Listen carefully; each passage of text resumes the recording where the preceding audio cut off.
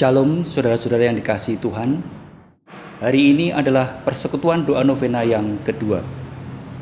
Sinode Gereja Kristen Jawa memberikan tema mengalir bersama Roh Kudus. Saudara-saudara yang dikasihi Tuhan, dikatakan bahwa tubuh manusia itu sebagian besar terdiri dari air. Kandungan air dalam tubuh manusia itu 60-70% dari berat tubuh manusia. Orang bisa bertahan tanpa makan sampai dengan 3 minggu. Tetapi orang tidak bisa bertahan tanpa air atau tanpa minum lebih dari 4 hari. Karena dia akan mengalami dehidrasi atau kekurangan cairan. Dan selebihnya dari itu, dia akan mengalami kematian.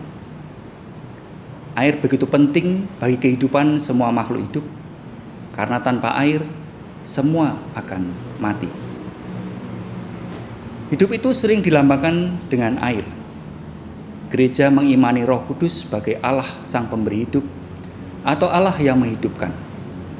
Roh Kudus dilambangkan dengan banyak simbol seperti burung merpati, api, angin, dan air. Seperti dalam Injil Yohanes 7 ayat 38 dan 39a dikatakan, "Barang siapa percaya kepadaku, seperti yang dikatakan oleh kitab suci, dari dalam hatinya akan mengalir aliran-aliran air hidup." Yang dimaksudkannya ialah roh yang akan diterima oleh mereka yang percaya kepadanya. Di sini air digunakan untuk melambangkan Roh Kudus. Saudara-saudara yang dikasihi Tuhan, Nabi Yeskiel dalam bacaan kita mengalami suatu penglihatan. Dia menyaksikan suatu aliran air yang keluar dari bait Allah, yang mengalir ke arah timur. Mula-mula setinggi pergelangan kaki, kemudian naik menjadi setinggi lutut. Aliran air itu menjadi semakin besar dan menjadi setinggi pinggang. Dan akhirnya aliran air itu menjadi sungai yang besar sehingga orang dapat berenang di dalamnya. Dalam penglihatan itu pula, Tuhan mengajak Nabi Yeskiel untuk menyusuri sungai itu kembali ke bait Allah. Di sepanjang perjalanan sang Nabi melihat pepohonan yang tumbuh di kedua sisi sungai itu. Tuhan juga memberitahu sang Nabi bahwa aliran air sungai itu akan bermuara di laut asin dan akan membuat air laut asin itu menjadi tawar. Dan tidak hanya itu saja, ternyata kemana saja air sungai itu mengalir akan membawa dampak positif bagi setiap makhluk hidup yang ada di sana. Saudara-saudara yang dikasihi Tuhan, apa maknanya perlambang-perlambang itu bagi kita orang percaya? Setidaknya kita bisa memetik 2 pelajaran dari penglihatan Nabi Yeskiel itu. Yang pertama, terbuka akan pimpinan dan penyertaan Roh Kudus. Saudara-saudara yang dikasihi Tuhan, Mike Tyson, sang petinju yang digelari Raja KO, sangat terbuka akan pimpinan pelatihnya, Cus D'Amato. Apapun yang diperintahkan pelatihnya, dia akan turuti.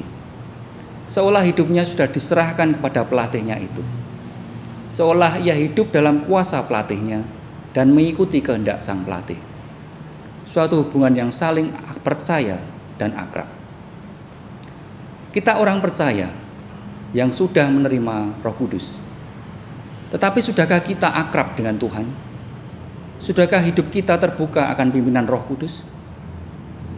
Saudara-saudara yang dikasihi Tuhan, salah satu kunci untuk bisa saling percaya dan akrab adalah komunikasi.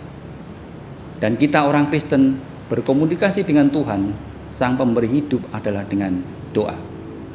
Dalam doa, kita membuka diri kita akan curahan rahmat Roh Kudus. Dan kita dikuatkan dan disegarkan kembali. Harapan kita yang layu dikuatkan kembali. Pelajaran kedua yang bisa kita petik adalah hidup yang memberi dampak positif bagi lingkungan di sekitar kita.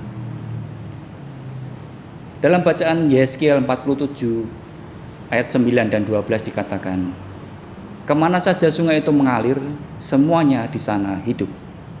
Pada kedua tepi sungai itu tumbuh bermacam-macam pohon buah-buahan yang daunnya tidak layu dan buahnya tidak habis-habis. Tiap bulan ada lagi buahnya yang baru, sebab pohon itu mendapat air dari tempat kudus itu. buahnya menjadi makanan dan daunnya menjadi obat.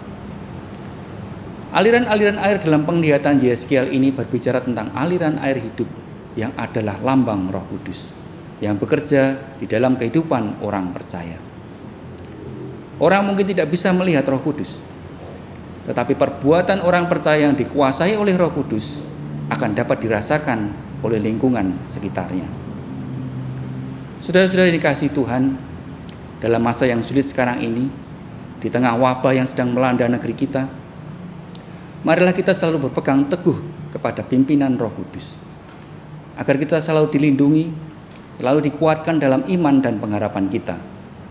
Dan dengan pimpinan Roh Kudus, kita bisa memberi dampak yang positif kepada lingkungan dan orang-orang di sekitar kita.